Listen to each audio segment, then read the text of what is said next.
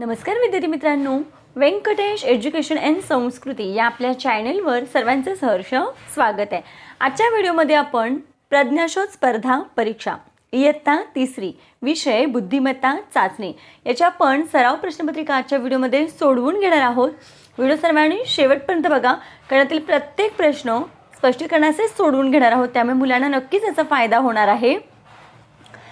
नेहमीप्रमाणे व्हिडिओ आवडल्यास लाईक करा, आपल्या मित्रमैत्रिणींना शेअर करा, चॅनलवर नवीन असाल तर चॅनलला सबस्क्राईब करा।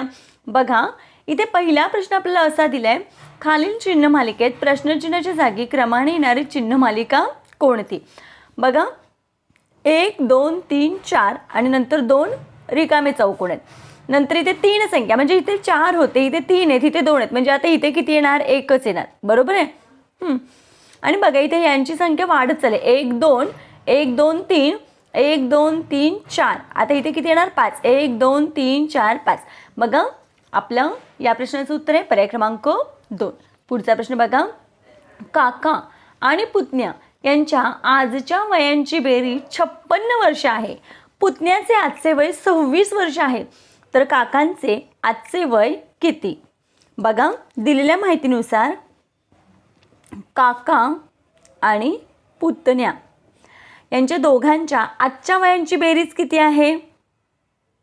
आजच्या वयांची बेरीज आहे 56 वर्ष।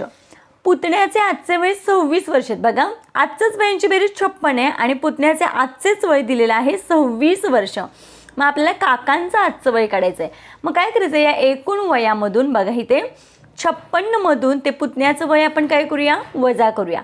6तून 6 गेले 0, 5तून 2 गेले 3, उत्तर किती आलं? 30। म्हणजे काकांचं आजचं वय किती आहे? 30 वर्ष। बघा, 30 अधिक 26 बरोबर 56 होते, म्हणून मग इथे आपल्या प्रश्नाचं उत्तर आहे 30 वर्ष। पर्याय क्रमांक 2 हे आपल्या प्रश्नाचं उत्तर आहे। पुढचा प्रश्न, जर पिवळ्या रंगाला पांढरा म्हटले, पांढऱ्या रंगाला हिरवा म्हटले, हिरव्या रंगाला लाल म्हटले, लाल रंगाला निळा म्हटले, तर चंद्राच्या प्रकाशाचा रंग कोणता? आता चंद्राचा प्रकाश कसा असतो? पांढराच असतो, है की नाही? मग याचं उत्तर काय आहे? पांढरा। मग पांढऱ्या रंगाला काय म्हटलंय? बघा, पांढऱ्या रंगाला हिरवा म्हटलंय, म्हणून मग इथे या भाषेमध्ये आपलं उत्तर येणार आहे हिरवा। पर्याय क्रमांक 1 हे आपल्या प्रश्नाचं योग्य उत्तर आहे। पुढचा प्रश्न बघा, प्रसादचा रांगेतील क्रमांक डावीकडून 13वा व उजवीकडून 8वा आहे, तर रांगेत एकूण किती मुले आहेत? बघा, ही रांग आहे, प्रसाद हा प्रसाद आहे, त्याचा डावीकडून कितवा क्रमांक आहे? 13वा, म्हणजे इकडून 13वा क्रमांक आहे आणि उजवीकडून कितवा क्रमांक आहे? तर 8वा क्रमांक आहे। तर रांगेमध्ये एकूण मुलांची संख्या काढायची। मग काय करायचं? इथे 13 अधिक 8 यांची बेरीज करूया। 8 9 10 11, हचाला 1 1 आणि 1 2, किती आले? 21। मग आता बघा, या प्रसादला डावीकडून पण मोजले आणि उजवीकडून पण मोजले, मग या 21 मधून काय करायचं? 1 वजा करायचा। मग 21 मधून 1 वजा केला तर बाकी किती आली? 20। म्हणून रांगेमध्ये एकूण 20 मुलं आहेत। पर्याय क्रमांक 3 हे आपल्या प्रश्नाचं योग्य उत्तर आहे। पुढचा प्रश्न बघा, खालील प्रश्न आकृतीशी तंतोतंत जुळणारी आकृती पर्यायातून शोधा। मग बघा बरं, या आकृतीला अशी बरोबर तंतोतंत जुळणारी आकृती कोणती? बघा, इथे 2 त्रिकोण आहेत इथे आणि मध्ये हे असा शंकरपाईसारखा आकार आहे। मग पर्याय क्रमांक 3 हे आपल्या प्रश्नाचं योग्य उत्तर आहे। पुढचा प्रश्न पण तोच आहे, सेम अशा आकृती आपल्याला कुठे दिसते ते बघायचं आहे। बघा, यासाठी आपल्याला निरीक्षण क्षमता महत्त्वाची आहे। आता बघा, इथून मी सुरुवात करते, इथून मग बघा, इथे असं आहे आणि इथे बाकी सगळीकडे उलट आहे, त्याच्यामुळे ह्या 2 आकृत्या येणार नाहीत। मग आता फक्त या दोघांवर कॉन्सन्ट्रेशन करूया आपण। हे असं, त्याच्यानंतर हे असं आहे, पण इथे उलट आहे, म्हणजे ही आकृती येईल का? नाही। मग अशा आकृती सेम पर्याय क्रमांक 3 मध्ये दिलेली आहे। पुढचा प्रश्न आहे, खालील प्रश्न आकृत्यांचे पाण्यातील प्रतिबिंब कसे दिसेल ते पर्यायातून शोधा। आता बघा, हे एक मी कागद घेतला, ह्याचा हा वरचा पृष्ठभाग आहे। आता काय करायचं आहे? ज्या आकृती दिली आहे ना, ती आकृती आहे तशी काढून घ्यायची RO. बघा प्रश्न आकृती दिली ती काढून घ्यायची, जराशी डार्क काढायची. पाण्यातील प्रतिबिंबाचा प्रश्न असेल तर याच पद्धतीनं सोडवायचं आहे. तुमचे पूर्ण मार्क्स याच्यामध्ये तुम्हाला मिळणार आहेत. आणि काय करायचं, ही आकृती काढली की पान असं पलटी करायचं आहे. आणि बघा बरं, आता आपल्याला दिसतंय तिथे काय करायचं, फक्त गिरवायचं या पद्धतीनं. आता काय करायचं, ह्याचा वरचा भाग खाली आणि खालचा भाग वर करायचा आहे या पद्धतीनं. आता बघा बरं, अशा आकृती आपल्याला कुठे दिसते, तर पर्याय क्रमांक 2 मध्ये दिसते. म्हणून मी इथे आपल्या या प्रश्नाचं योग्य उत्तर आहे पर्याय क्रमांक 2. मग यावरून आपल्या काय लक्षात येतं की पाण्याच्या प्रतिबिंबामध्ये जो वरचा भाग आहे तो काय होतो, खाली येतो आणि खालचा जो भाग आहे तो या पद्धतीनं वर गेला असं दिसतंय की नाही. मग आता बघा याच पद्धतीने आपल्याला पुढची सुद्धा आकृती काय करायची आहे, पाण्यातलं प्रतिबिंब बघायचं आहे. आता बघा जो हा भाग आहे तो खाली येणार आहे की नाही. मग कुठे कुठे बघा ही आकृती येणार नाही, जे येणार नाही त्याला आधी क्रॉस करून टाका. मग बघा आता फक्त ही आणि ही आकृती या दोघांपैकी एक आपलं उत्तर आहे, बरोबर आहे. आता बघा ह्याचं जे टोक आहे ते इकडे याच पद्धतीनं, त्याची काही दिशा बदलणार का, फक्त खालचं आहे तेवढं वर जाईल. मग इथे बघा, आता इथे बघा हे चुकीचं दाखवलं, इथे असं झालं आहे की नाही. आणि हा शिरोबिंदूला टोकच त्रिकोणाचा शिरोबिंदूच जोडलाय आणि इथे शिरोबिंदूला बाजू जोडल्या, त्याच्यामुळे ही पण आकृती येणार नाही. मग आपल्या इथे योग्य उत्तर आहे पर्याय क्रमांक 1. पुढचा प्रश्न बघा, दिलेल्या इंग्रजी अक्षरमालेतील उजवीकडून 21व्या अक्षराच्या डावीकडील चौथे अक्षर कोणते. बघा आता दिलेली अक्षरमाला कुठे आहे, तर इथे वर आपल्याला पहिल्याच सुरुवातीलाच दिले बघा ही अक्षरमाला. ठीक आहे, काय सांगितलंय, दिलेल्या अक्षरमालेत उजवीकडून 21वं. मग उजवीकडून 21वं अक्षर कोणतं आहे, 5-5चा ग्रुप आहे, 5, 10, 15, 20 आणि 21वं आहे यू हे अक्षर. मग 21व्या अक्षराच्या डावीकडील चौथे अक्षर, मग याची डावी बाजू म्हणजे आपलीच डावी बाजू आहे की नाही. मग बघा 1, 2, 3, 4 कोणतं चौथं अक्षर आहे, क्यू आहे. म्हणून मी इथे थोडीशी इथे चूक झाली, प्रश्न आपण नीट वाचूया. दिलेल्या इंग्रजी अक्षरमालेत उजवीकडून 21व्या अक्षराच्या, मग उजवीकडून 21वं विचारलं. मग बघा हे 5, 10, 15, 20 आणि हा 21, हे आहे 21वं अक्षर, कारण उजवीकडून आपल्याला मोजायला सांगितलंय. मग 21वं अक्षर आहे ई आणि काय सांगितलंय, या अक्षराच्या डावीकडील चौथे अक्षर. मग याची डावी बाजू म्हणजे ही कडचीच. मग बघा 1, 2, 3, 4 कोणता आहे, ए आहे. मग पर्यायामध्ये बघा ए आहे. ए किती नंबरला आहे, पर्याय क्रमांक 4 मध्ये. म्हणून मी इथे आपल्या प्रश्नाचं योग्य उत्तर आहे पर्याय क्रमांक 4A.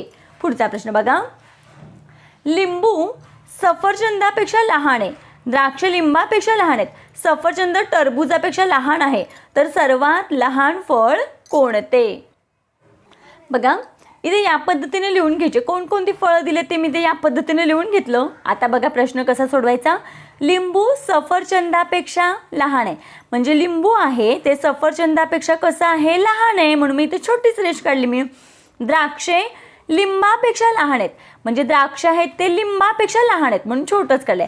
सफरचंद टरबुजापेक्षा लहान आहे, सफरचंद टरबुजापेक्षा लहान आहे, तर सर्वात लहान फळ कोणते. मग सर्वात लहान फळ कोणतं आहे, तर द्राक्षे. म्हणून मी इथे आपल्या या प्रश्नाचं योग्य उत्तर आहे पर्याय क्रमांक 3 द्राक्षे. पुढचा प्रश्न बघा, प्रश्न 36 ते 40 खालील प्रश्न गटात न बसणारे पद ओळखा. आता बघा प्रत्येक आकृतीचा जर आपण विचार केला तर प्रत्येकाचे 4 भाग पडलेले आहेत, है की नाही. पण याचे मात्र समान 4 भाग आहेत. मग 4 भागापैकी एक भाग रंगवलाय. याचे समान भाग आहेत का, नाही आहेत. पण याचे बघा समान भाग आहेत, म्हणजे हा जेवढा आहे तेवढाच आहेत, म्हणजे सगळे 4 सुद्धा कसेच सेम आहेत. मग 4 भागापैकी एक भाग घेतलाय, म्हणजे याचा पण पाव भाग रंगवलाय, याचा पण पाव भाग रंगवलाय आणि याही आकृतीचा 4 भागापैकी एक भाग रंगवलाय, म्हणजेच पाव भाग. मग हे मात्र वेगळे, कारण हे समान आहेत का, नाही, कारण भाग समान असेल तरच त्याचे अपूर्णांकमध्ये हे होत आहे की नाही. पण हे समान नाही आहे, असमान आहे. हे दोन सेम आहेत, पण याचं आणि याचं काय आहे का, नाही आहे. म्हणून मी इथे गटात न बसणारं पद आहे पर्याय क्रमांक 2. पुढचा प्रश्न बघा, 43, 63, 93, 33. बघा या दिलेल्या अंकातील दिलेल्या संख्येतील अंकांची जर आपण बेरीज केली तर बघा 4 अधिक 3 बरोबर किती, 7. 6 आणि 3 बरोबर किती, 9. 9 आणि 3 बरोबर किती, 12. 3 आणि 3 बरोबर किती, 6. मग बघा दिलेल्या संख्येतील अंकांच्या बेरजेला 3 ने भाग जातो, म्हणजे 63, 93 आणि 33 या सगळ्या संख्यांना 3 ने पूर्ण भाग जातो, है की नाही. आपण 3ची कसोटी वापरून बघितली. आता इथे मात्र जात नाही 43ला, म्हणून मी इथे वेगळं आहे, गटात न बसणारं पद आहे, पर्याय क्रमांक 1. पुढचा प्रश्न बघा. 49, 42, 16, 21. बघा प्रश्न बघता क्षणी आपल्याला लगेच लक्षात येतं. 7 7 49, 7 सक 42 आणि 7 त्रिक 21. 16ला 7ने भाग जातो का नाही, म्हणजे बाकी सगळे जे संख्या आहेत त्या 7ने विभाज्य आहेत. मग 16 ही गटात न बसणारी संख्या आहे. पुढचा प्रश्न बघूया. आता इथे पण 40 पर्यंत आपल्याला तोच प्रश्न ना, गटात न बसणारं शोधायचं आहे. मग आता इथे पण बघा गटात न बसणार, बघा हे सेम आहेत. इथे मात्र बघा इथे मध्ये क्रॉस चिन्ह म्हणून हे काय आहे, वेगळे आहेत. बाकी सगळ्या आकृत्या सेम आहेत. आता याच्यामध्ये पण बघा बघा इथे सगळीकडे +3 असा कोन झालाय, आहे की नाही, आणि 2 वेळाच x आहे. पण इथे मात्र काय झालंय, xचा कोन झालाय, म्हणून मी इथे दुसरं पर्याय वेगळा आहे. पुढचा प्रश्न बघूया. खालील वाक्यात कोणते अक्षर सर्वात जास्त वेळा आले आहे. आता ज्यावेळेस असे प्रश्न येतात त्यावेळेस काय करायचं आहे, प्रत्येक अक्षर मोजत बसायचं नाही, पर्यायांचा वापर करायचा. आ बघायचा, आ किती वेळा आले, 1 2, इथे लिहायचंय 2. न किती वेळा आले मोजा, 1 2 3 4 5, 5 वेळा आले. त्याच पद्धतीने अ हे अक्षर 3 वेळा आले, ला हे अक्षर 2 वेळा आले. मग विचारलं काय सर्वात जास्त वेळा आलेले अक्षर कोणते. मग सर्वात जास्त न चालय, म्हणून मी इथे आपलं योग्य उत्तर आहे पर्याय क्रमांक 2 न. आता बघा इथे 3 अंक मोजला बघा, 1 2 3 4 आणि हे 5. मी इथे लिहून घेतला मी 3 5 वेळा. 5 3 वेळा आले, 7 3 वेळा, 9 2 वेळा, 2 2 वेळा, 4 1 वेळा आणि 1 3 वेळा आले. मग सर्वात जास्त वेळा आलेला अंक कोणता आहे, तर 5 ही संख्या 3 हा अंक 5 वेळा आलाय, म्हणजे 3 हा अंक जास्त वेळा आलेला आहे. मग आपल्याला असं सांगितले त्यांनी की जो जास्त वेळा आलेला अंक आहे त्याला 7ने गुणा. मग 3ला जर आपण 7ने गुणलं बघा, 3 × 7 तर 3 7 21, म्हणून मी इथे उत्तर आहे पर्याय क्रमांक 2 21. पुढचा प्रश्न. खालील आकृत्यांमध्ये विशिष्ट प्रकारचा क्रम आहे, तो क्रम ओळखून प्रश्नचिन्हाच्या जागी क्रमाने येणारी आकृती शोधा. आता बघा इथे सुद्धा एक विशिष्ट प्रकारचा क्रम बघा, हा चौकोन आहे तो पुढे गेलाय, इथे पुढे गेलाय, इथून तो इथे खाली येणार, म्हणजे पुढच्या घरात जातो या पद्धतीनं. मग आता हा चौकोन आहे तो इथे येणार आहे. मग बघा बरं इथे आहे का नाही, म्हणजे दुसरा आणि तिसरा पर्याय कॅन्सल होतो. आता राहिलं या दोघांमध्ये. आता बघा हे झालं चौकोन, इथे आहे आणि इथे, त्याच्यामुळे हे योग्य आहे. आता बघा त्रिकोण बघूया, त्रिकोण वर गेलाय इथे, इथून तो या घरात म्हणजे इथे आणि इथून तो खाली येणार. मग इथे आहे का नाही, म्हणून हे सुद्धा कॅन्सल, म्हणून मी इथे आपलं योग्य उत्तर आहे पर्याय क्रमांक 4. तुम्ही प्रत्येक चिन्ह अभ्यासा, प्रत्येक चिन्ह पुढच्या ह्याच्यामध्ये काय उजवीकडे या पद्धतीनं असं पुढच्या घरामध्ये गेलेलं दाखवलेलं आहे. पुढचा प्रश्न बघूया. इथे बघा प्रश्न 44 45 साठी सूचना. खालील संख्या मालिकेत प्रश्नचिन्हाच्या जागी क्रमाने येणारी संख्या शोधा. बघा 97च्या नंतर 98 सोडले 99, 100 सोडले 101, 102 सोडले 103, 104 सोडले 105, म्हणजे प्रत्येक ह्याच्यामध्ये 2चा फरक आहे, म्हणून मी इथे योग्य उत्तर आहे पर्याय क्रमांक 3 101. पुढचा प्रश्न बघा. 48 44 42 38 प्रश्नचिन्ह. आता इथे बघा 48 ते 44 मध्ये 4चा फरक आहे आणि 44 ते 42 मध्ये 2चा फरक आहे, म्हणजे 4 2चा फरक. मग इथे कितीचा येणार, 4चा. बघा 42 मध्ये 42 मधून 4 वजा केले की 38 येतात. मग आता इथे 2चा म्हणजे 4 2 4 2 असा फरक आहे. मग 38 मधून 2 गेले तर किती येतात, 36. पर्याय क्रमांक 1 हे आपल्या प्रश्नाचं योग्य उत्तर आहे. पुढचा प्रश्न बघा. सोबतच्या आकृतीत प्रश्नचिन्हाच्या जागी कोणती संख्या येईल. बघा खूप सोपा प्रश्न आहे. बघा 21 + 7 = 28, म्हणजे या दोघांची काय केली आहे, बेरीज केली. 9 + 5 = 14. मग 7 मध्ये किती मिळवल्यावर 37 येतात. मग काय करायचं, 37 मधूनच 7 वजा करायचे. इथे किती आले, 30 आले, म्हणून मी इथे उत्तर आहे पर्याय क्रमांक 3 30. बघा चुकीचे पद ओळखायचं आहे. 64 8 8 64, 8चा वर्ग 64, 100 10 10 100, 10चा वर्ग 100, 121 11चा वर्ग 121, 49 बघा 7 7 49, म्हणजे 7चा वर्ग 49. मग याच्यामध्ये 88 काय आहे, वेगळी संख्या आहे, म्हणजे ती वर्गसंख्या नाही आहेत, बाकी सगळ्या वर्गसंख्या आहेत, म्हणून मी इथे चुकीचं पद आहे पर्याय क्रमांक 3 88. पुढचा प्रश्न, एका सांकेतिक भाषेत सदन हा शब्द असा लिहितात, तर त्याच भाषेत द न स हा शब्द कसा लिहितील. आता बघा ह्याच्यामध्ये दुसरं काही दिले का, फक्त याच अंकांची अदलाबदल केली आहे की नाही, याच अक्षराची अदलाबदल केली आहे. मग बघा द साठी कोणतं चिन्ह आहे, द मध्ये कोणतं आहे, त्रिकोण आहे, मग इथे लिहून घेऊया त्रिकोण. आणि न साठी शेवटला चौकोन आहे, म्हणजे इथे चौकोन. आणि स साठी स्टार हे चिन्ह आहे. मग असं चिन्ह कुठल्या पर्यायामध्ये आहे बघा बरं. बघा पर्याय क्रमांक 2 त्रिकोण चौकोन स्टार. पर्याय क्रमांक 2 हे आपले योग्य उत्तर आहे. पुढचा प्रश्न, एका सांकेतिक भाषेत 1 बरोबर 3, 3 बरोबर 5, 5 बरोबर 7 असेल तर आपल्याला ही पदावली सोडवायला दिले.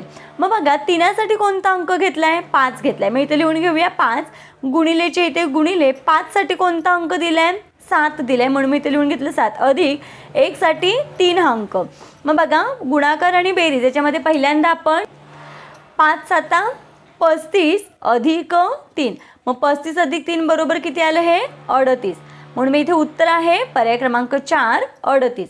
पुढचा प्रश्न बघा, कुत्र्याच्या छोट्या पिल्लाला सर्वजण दगड मारत आहेत, अशा वेळी तुम्ही काय कराल. मुलांना आणखी दगड मारण्यास सांगेन, चुकीचं आहे. मी सुद्धा दगड मारेन, चुकीचं आहे. दुर्लक्ष करून निघून जाईन, ही पण चुकीची कृती आहे. मग आपण काय करायचं आहे, योग्य कृती आहे मुलांना दगड मारू नका असे सांगून प्राणी मात्रांवर दया करा असे सांगेन. पर्याय क्रमांक 4 हे आपल्या प्रश्नाचं योग्य उत्तर आहे. बघा आजच्या व्हिडिओमध्ये आपण पहिले 25 प्रश्न म्हणजे प्रश्न क्रमांक 26 ते प्रश्न क्रमांक 50 असे प्रश्न सोडवून घेतलेले आहेत. उरलेले प्रश्न आपण पुढच्या व्हिडिओमध्ये सोडवून घेणार आहोत, कारण व्हिडिओ खूप मोठा होतो, त्यामुळे ह्याचे भाग 2 केलेले आहेत, भाग 1 आणि भाग 2. आजचा व्हिडिओ कसा वाटला ते कमेंटमध्ये नक्की सांगा. व्हिडिओ आवडल्यास लाईक शेअर सबस्क्राईब. भेटूया पुढच्या व्हिडिओमध्ये. तोपर्यंत नमस्कार. थँक्यू.